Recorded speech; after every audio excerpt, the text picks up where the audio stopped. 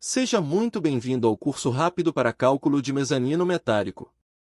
Neste curso você aprenderá o passo a passo para calcular cada parte de um mezanino metálico.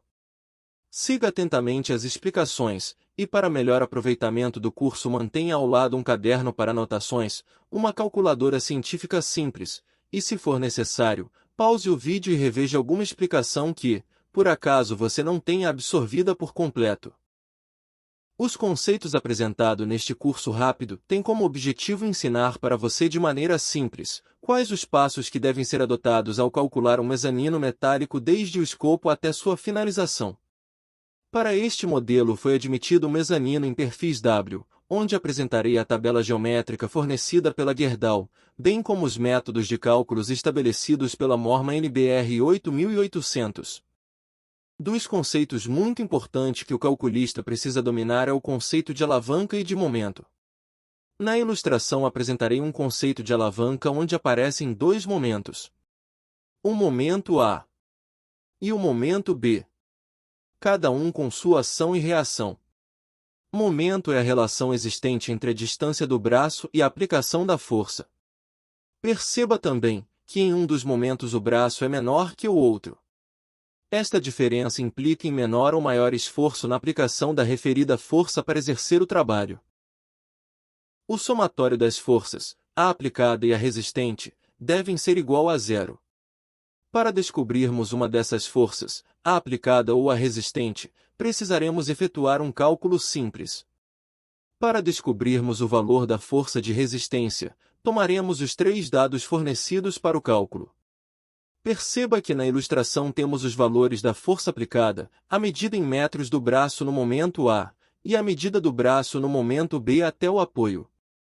Temos, portanto, as três informações necessárias para obter o valor da força resistente, que no exemplo chamamos de carga. O valor do peso ou da carga resistente é obtido fazendo a multiplicação do braço da aplicação da força e a própria força aplicada. No exemplo temos um braço de 3 metros e 10 centímetros. A força aplicada é de 80 kg força. No braço A, que corresponde do momento até o peso, mede 1 metro e 20 centímetros. Multiplicando o valor da força aplicada pela distância do braço até o apoio, obtemos o resultado da força aplicada para o levantamento da carga resistente. Dividindo o valor obtido pela distância do braço oposto, obtemos o valor do peso da carga resistente. Se esse valor for menor ou igual ao primeiro, conclui-se que a força aplicada será suficiente para o içamento do peso até o seu limite. Sendo, porém, maior, algumas ações precisam ser feitas para otimizar o trabalho. A primeira ação pode ser aumentar a força aplicada. A segunda ação pode ser a diminuição do braço da força resistente ou o aumento do braço da força aplicada. A isso chamamos de aumento ou diminuição dos momentos. No segundo exemplo, temos outra condição. Alterando os valores dos braços e da força aplicada, obtemos outro resultado. Ao realizarmos as alterações dos momentos, os valores também se alteram. Esse conceito nos garante que ao deslocarmos o ponto de apoio, podemos levantar uma carga com um valor muito maior que a força aplicada. Até agora, vimos como descobrir o valor do peso ou da carga resistente. Agora descobriremos, através do mesmo cálculo, o valor necessário para o levantamento do peso. Da mesma forma que no cálculo anterior, temos três valores. Porém, desta vez, temos o valor do peso e não temos o valor da força a ser aplicada. O critério é o mesmo. Efetuando-se os cálculos, obteremos o valor da força que deve ser aplicada. Agora que já entendemos o conceito de alavanca e de momento, passamos então ao cálculo do mezanino, que é o objeto deste curso. Em um mezanino considera-se que as vigas de transferência de cargas são biapoiadas. As cargas podem ser concentradas ou distribuídas. Neste exemplo vamos abordar de maneira simples e rápida as duas hipóteses. Se as vigas de transferência são biapoiadas, entende-se que as cargas serão divididas entre o apoio A e entre o apoio B. Para sabermos o valor das cargas sobre os apoios, tomamos a carga, multiplicamos pela distância e dividimos por 2. Com isso já temos os valores das reações A e B. Tecnicamente denominamos RA e RB. Algumas simbologias são necessárias para a identificação dos conceitos aplicados aos cálculos. Aqui estão algumas delas que ao longo do curso você já estará familiarizado enquanto faz uso dessas simbologias. Utiliza-se o sigma para indicar o somatório. A letra M maiúsculo para indicar o momento. F maiúsculo para a indicação das forças. Logo nas estruturas temos as seguintes condições: somatório das forças e somatório dos momentos. Ambos iguais a zero. A igualdade a zero é a condição de equilíbrio entre as forças. O perfil W oferece maior resistência e robustez ao mezanino. Sua geometria oferece também beleza estética ao equipamento. O trabalho com os perfis do tipo W também oferece rapidez, praticidade e limpeza. A tabela oferecida pelos fornecedores de aço estão disponíveis gratuitamente na internet. Você deve baixar essa tabela e, à medida que for requisitada, indicar nos cálculos cada informação referente às solicitações do cálculo em questão. Veja na tabela o desenho indicativo de cada item. Altura nominal, altura real, espessura da alma, espessura das abas, área em centímetros quadrados, módulo de resistência, raio de giração e outras informações que farão parte dos cálculos e obtenção dos perfis ideais. A tabela de perfis contém todos os perfis, bem como suas indicações geométricas. À medida que você for progredindo nos cálculos, recorra a essa tabela para a obtenção do parâmetro necessário. Esse é um exercício que requer prática repetida, até que você adquira segurança e certeza dos resultados.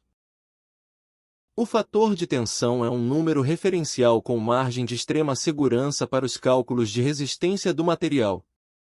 O aço tem um limite máximo de resistência até o seu escoamento. O início do escoamento é iniciado quando o material é submetido a uma carga de 2.530 kg força por centímetro quadrado. Porém, esse limite jamais é explorado pelos calculistas. Há um limite de tolerância máxima que se inicia em 1.200 e poderá ir até 1.600. Ao ultrapassar esse limite, você estará muito próximo do escoamento do material, o que pode incorrer em colapso do equipamento. Veja no gráfico onde estão localizados esses limites. Toda matéria tem o seu próprio limite de resistência. Há uma anedota que ilustra bem isso. Disse que um certo condutor de carga, em sua ganância por levar um volume maior de carga em seu animal, colocava tijolos de um lado e de outro para equilibrar o peso. Mas o seu erro foi que, não satisfeito, colocava um tijolo de um lado e outro do outro lado. De maneira gananciosa, repetia o processo, dizendo que seria mais um tijolinho apenas. Ele repetiu esse argumento até que o animal fadigado caiu por não suportar o excesso de carga, ao que ele exclama admirado: "Nossa, por causa de um tijolinho a mais?" Essa ilustração responde aos acidentes que por vezes se tem notícias em obras tanto da área civil quanto mecânica. Para a especificação do perfil a ser utilizado, deve-se efetuar os cálculos baseado nos seus parâmetros. Aqui temos um exemplo para a especificação de uma cantoneira para uma determinada carga de tração. Os cálculos são simples. Tendo a carga a que o perfil será submetido, determina-se o fator de tensão que utilizaremos. Dividindo-se a carga em quilogramas pelo fator de tensão, obtém-se o valor da área mínima do perfil. No exemplo, o fator de tensão utilizado foi de 1.200 e o perfil desejado é uma cantoneira de abas iguais. Como resultado, temos informado que será necessária uma cantoneira que tem em sua seção geométrica uma área igual ou maior que 2,91 cm². Outros cálculos também irão influenciar na determinação do perfil, porém este é um deles e para esta solicitação o perfil atende. Momento fletor. O momento fletor é encontrado ao se multiplicar o valor da carga em quilogramas pela distância em centímetros. Ao obtermos o valor numérico do momento fletor, dividimos esse valor pelo fator de tensão. O resultado obtido será o módulo de resistência. O módulo de resistência aparece na tabela com as letras WX. Basta para isso recorrer à coluna em que essa informação aparece e conferir a qual perfil ele pertence. Pronto! Este é mais um parâmetro para a determinação do perfil ideal. Para as cargas não simétricas, execute os cálculos conforme a indicação deste exemplo. É preciso considerar ambos os lados do braço e encontrar as solicitações para cada lado. Fazendo a correlação entre os resultados conforme exemplificado, e utilizando o mesmo critério anterior se obtém o módulo de resistência e com essa informação determina-se o perfil ideal. O perfil ideal será aquele que atender a todas as indicações dos cálculos. O tipo de perfil escolhido depende do projeto ou da intenção do desenhista. A única exigência normativa é que o referido perfil atenda a todos os cálculos obtidos. Para as cargas distribuídas, os cálculos para a obtenção do momento fletor e do módulo de resistência obedecem ao critério aqui exemplificado. A carga deve ser convertida para quilograma por centímetro e a distância deve ser convertida para centímetro por metro quadrado. O momento fletor será obtido fazendo a equação peso vezes a largura ao quadrado, divididos por 8. Com a obtenção do momento fletor, podemos dividir o resultado pelo valor de tensão e obteremos o módulo de resistência. Wx. Basta agora recorrer à tabela e encontrar na coluna Wx o perfil ideal para esta solicitação. Adote o hábito de fazer um escopo do seu projeto de mezanino. Anote em uma folha de Word, ou de caderno físico, todas as informações do projeto. Este procedimento facilitará em todas as etapas de projeto e construção do equipamento. Siga o modelo sugerido e altere conforme os seus próprios critérios.